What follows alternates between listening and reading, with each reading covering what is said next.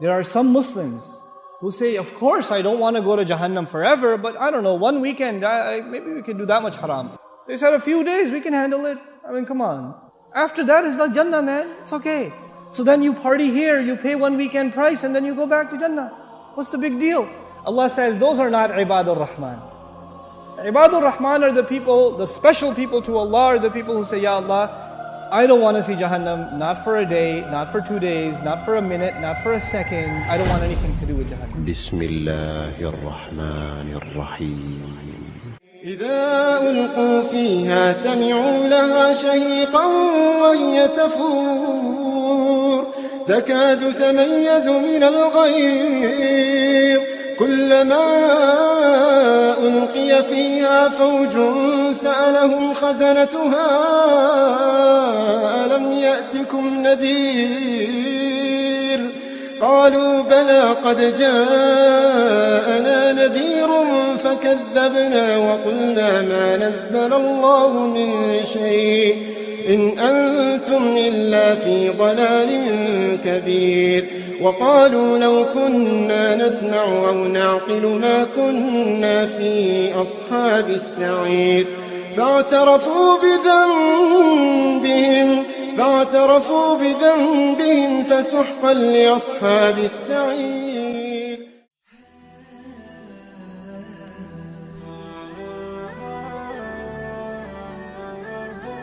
I know it'll take a long time for me to explain this, but I want to take a minute or 5 minutes at least to explain this to you. There is an ayah in Surah Al-Anbiya. There's one ayah in Surah Al-Anbiya that describes the least punishment in Jahannam. Jahannam is described in so many places in the Quran, but the least, I mean the easy punishment of Jahannam is described in Surah Al-Anbiya. How easy is it? The person described has not tasted the fire. They have only tasted a breeze. You know, when you have a fire, it has a hot wind. The hot wind is called lafha with a lam. But the ayah doesn't use lafha. It says, وَلَئِن مَسَّتْهُمْ نَفْحَ with a noon. With a noon, it actually means a cool breeze, not a hot breeze. And nafha is used when, when you close the door and some hot air comes in as you're closing the door. That the air that comes in or goes out, that's called nafha. Allah says those people will taste a nafha, air.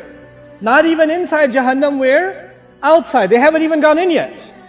And they didn't taste fire, they didn't taste lava, they didn't eat anything. They're just exposed to air. And it touched them barely. Massathum, it barely touched them. Split second it will touch you. That's it. And it won't even be the full-fledged air, it will be very little bit of air. Just tiny little bit. So it's not even the whole door was opened and the wind came in. A little bit of it opened and a little bit of an air came out and you felt it on your skin just for a split second. And then this is the only torture this person received. There is nothing else yet. And they're not even in hell yet. They're still outside. That's evident from the word nafha. He says, Ya waylana, the person swears, I have never felt more torture ever in my life. This is the worst, I must be in the worst part of hell. Wayl, the Rasul ﷺ describes wayl as the worst part of hellfire, so scary that hell itself is afraid of it. Jahannam is afraid of wayl. And this guy says, I must be in wayl. Ya waylana. He's not even inside yet.